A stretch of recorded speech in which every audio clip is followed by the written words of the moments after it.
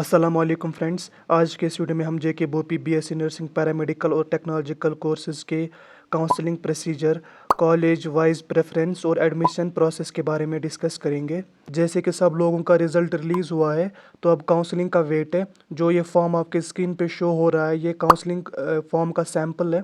तो counselling form में 10 preferences रखने होते हैं फ्रॉम टॉप टू बॉटम, जो आपको फर्स्ट प्रेफरेंस से लेकर जो 10th प्रेफरेंस तक डिक्रीजिंग ऑर्डर में कॉलेज अलॉट होगा। फॉर एग्जांपल, अगर आप टॉप कॉलेज के कट ऑफ में फॉल करोगे, तो जो आपने पहला प्रेफरेंस दिया होगा, पहले आपको उसमें देखा जाएगा कि आप वो कट ऑफ क्लियर करते हो कि नहीं। अगर आप वो कट ऑफ क्लियर करते हो तो आपको वो कॉलेज मिलेगा। ऐसे अगर वो नहीं करते हो तो डिक्रीजिंग ऑर्डर में नीचे जाएंगे वो लोग। तो जिस प्लेस पे कॉलेज होगा, अगर आप उस कॉलेज का कट ऑफ क्लियर करते हो तो आपको उस कॉलेज में एडमिशन मिलेगा। तो काउंसलिंग करने के लिए क्या करना पड़ता है, जेके बोपी हर किसी बच्चे को फ़ोन करके ये नहीं बोलता है कि आपको काउंसलिंग करने आना है। जब काउंसलिंग होने को होएगी तो जेके बोपी तब एक नोटिस रिलीज़ करेगा, जिसमें वो बोलेगा कि रैंक 1 से लेकर फॉर एग्जांपल 500 तक पहले स्टूडेंट्स आएंगे, फिर 501 से लेकर 1000 तक, फिर 1000 से लेकर जितने तक भी उनको बुलाना होगा तो उनको बुलाएंगे। उसी नोटिस में लिखा होगा कि किस रैंक तक के बच्चों को कब आना है। तो यूजुअली क्या होता है, जो रैंक 1 से 500 तक बच्चे होते हैं उनको 9 बजे से लेकर 10 बजे तक, और जो 500 से 1000 बच्चे होते हैं उनको 10 बजे से 11 बजे तक वहाँ पहुँचना होता है। आपको जो रिक्वायर्ड टाइम है उसमें पहुँचना ही पहुँचना है। तब आपको रैंडमली या रैंक वाइज रैंडमली आप तक के आप कैसे लाइन में रहते हो, तो आपका नाम बुलाया जाएगा। फिर आपको बोला जाएगा कि किस कॉलेज में कितनी सीट्स वैकेंट है, तो आप उसी के हिसाब से अपना प्रेफरेंस दोगे और अपनी काउंसलिंग कराओगे। तो काउंसलिंग की फ़ी 1000 रुपीज़ होती है। ये फ़ी फर्स्ट राउंड ऑफ काउंसलिंग में ही पे करना होता है। अगर आप सेकंड, थर्ड और फर्दर राउंड्स के लिए एलिजिबल होते हो तो आपको फर्दर फ़ी पे नहीं करना पड़ता है। आपको एक ही बार ये 1000 रुपीज़ फ़ी पे करना पड़ता है। अब सेकंड, थर्ड और फोर्थ या सब्सिक्वेंट राउंड्स जो होंगे बोपी वाले जो करेंगे, उनके लिए कौन एलिजिबल होगा।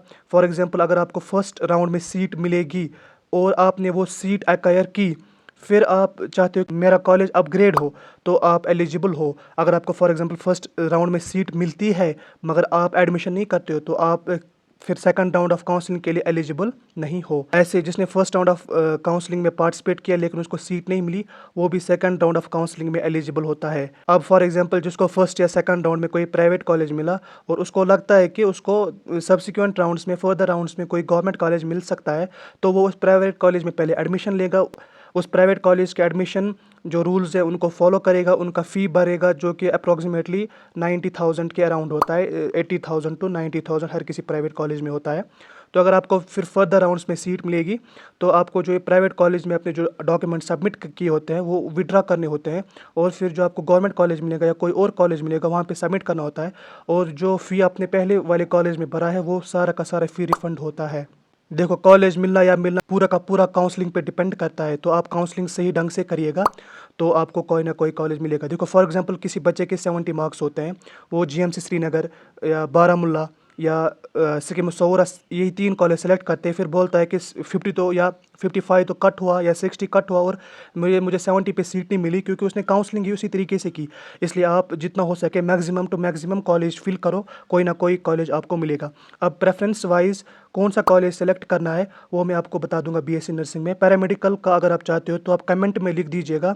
अगर मुझे अच्छे कमेंट मिले कि पैरामेडिकल का भी लिख दो, तो मैं पैरामेडिकल का भी वीडियो डाल दूंगा। और अगर आपको पैरामेडिकल का कट ऑफ और जेके बोपी बीएससी नर्सिंग और पैरामेडिकल टेक्नोलॉजी के fees structure of different college के लिए वीडियो चाहिए, तो वो मेरे चैनल पे ऑलरेडी अवेलेबल है।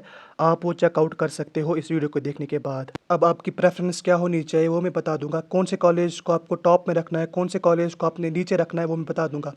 सबसे पहले आपको सिक्किम सोरा, जीएमसी श्रीन बाग, Baramulla, Anantnag, Bagh Dilawar Khan, Pulwama, GMC Gangyal, GMC Gandhinagar, GMC Rajouri, GMC Doda, GMC Akhnoor, Kishtwar, Reasi, Udhampur, ऐसे आपको कॉलेज रखने हैं। आप राजौरी, डोडा और अखनूर इनमें स्वैप भी कर सकते हो। जो कॉलेज आपको पसंद है आप वहाँ जा सकते हो।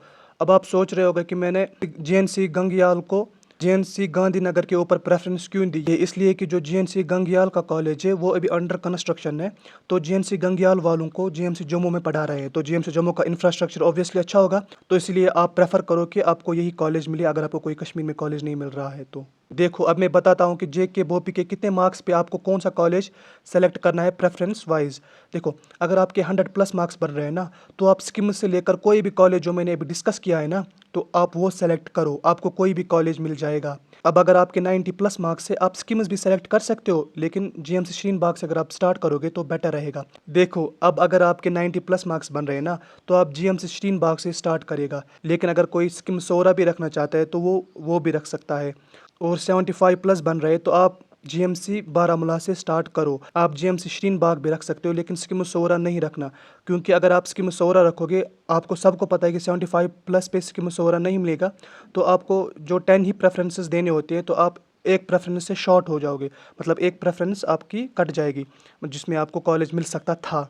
समझ आया? ऐसे ही अगर आपके 75+ मार्क्स बन रहे हैं तो जीएमसी अनंतनाग भी आप सेलेक्ट कर सकते हो।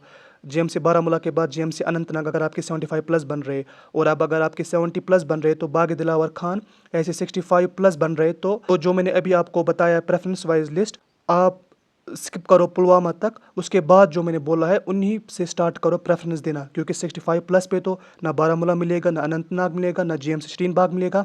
अगर आप ये प्रेफरेंस दोगे तो नीचे जो आपको कॉलेज मिल सकते थे, आप वो कॉलेज सेलेक्ट नहीं कर पाओगे, तो आपको सीट नहीं मिलेगी। इसलिए अगर आपके 60 या 65+ बन रहे तो आप जीएमसी पुलवामा से लेकर सेलेक्ट करो, ज़्यादा बेटर रहेगा। अगर आपके 65+ या 70 तक बन रहे हैं तो आप जीएमसी गंगयाल से ही सेलेक्ट करो। आप बारामूला या अनंतनाग से भी सेलेक्ट कर सकते हो, कोई मसला नहीं, लेकिन सिकम्स और श्रीन बाग नहीं लिखना, क्योंकि आप इन दो कॉलेज की वजह से फिर जो आपको कॉलेज मिल सकता था नीचे नीचे, तो आपको वो भी नहीं मिलेगा। देखो अगर आपके 60+ बन रहे तो राजौरी से स्टार्ट करो, 65+ पे आपको गांधीनगर या गंगयाल भी मिल सकता है, 55+ है तो आप आपको किश्तवाड़ मिलेगा। अगर आपके 50+ बन रहे तो आपको कोई भी कॉलेज मिल सकता है, लेकिन जो मैंने लास्ट 3 to 5 कॉलेज बोले वही आपको मिलने के चांसेस हैं। इसलिए आप मेक श्योर करो कि जब आप काउंसलिंग करोगे तो आप लास्ट के 5 कॉलेज ज़रूर उसमें मेंशन करोगे, चाहे आप कोई भी कॉलेज मेंशन करोगे, लेकिन लास्ट के 5 आपको ज़रूरी मेंशन करने हैं। देखो अगर आपके 50+ बन रहे, आप एक्सपेक्ट करोगे मुझे सिकम्स मिलेगा या जीएमसी श्रीन बाग मिलेगा, आप वही सेलेक्ट करोगे, और लास्ट के 5 नहीं करोगे जो आपको मिलेगा, तो आपको कोई कॉलेज नहीं मिलेगा। लेकिन अगर आपके 60 to 50 मार्क्स बन रहे हैं तो आप लास्ट के कॉलेज ज़रूरी सेलेक्ट करना, क्योंकि आपको उन्हीं में चांसेस हैं। देखो अब ध्यान से सुनना एडमिशन प्रोसेस के बारे में। देखो अब जब काउंसलिंग ख़त्म होगी तो आपको कॉलेज में एडमिशन करना होगा। आप फिर जो डॉक्यूमेंट्स रिक्वायर्ड डॉक्यूमेंट्स जो है वो कॉलेज में सबमिट करोगे। अब कौन कौन सा डॉक्यूमेंट भरना है वो हर कोई कॉलेज अपने हिसाब से नोटिफिकेशन में रिलीज़ करता है। जब वो आएगा तो मैं उसके ऊपर भी वीडियो बना दूंगा। फिलहाल आप सुन लो टेंटेटिवली। तो जो भी डॉक्यूमेंट्स कॉलेज मांग रहे हैं आपको वो सबमिट करने हैं, उस कॉलेज का फ़ीस सबमिट करना है। फिर जब वो कॉलेज बोलेगा कि आपको इस डेट से कॉलेज अटेंड करना है, तो आप मन लगा कर पढ़िएगा।